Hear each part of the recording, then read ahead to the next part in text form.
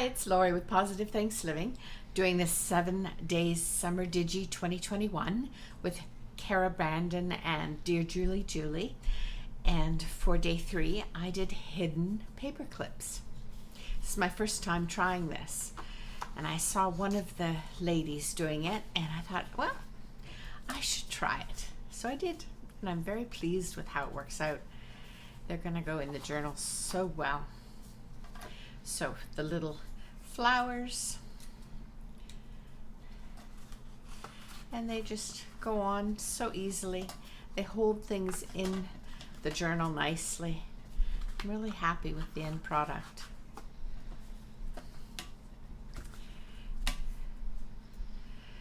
I like it because you have something pretty on either side.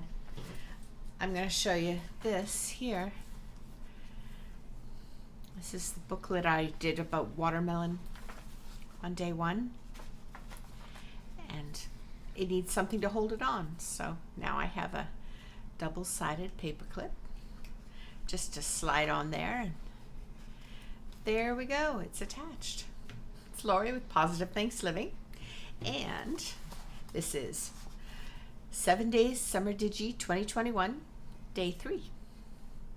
Take care.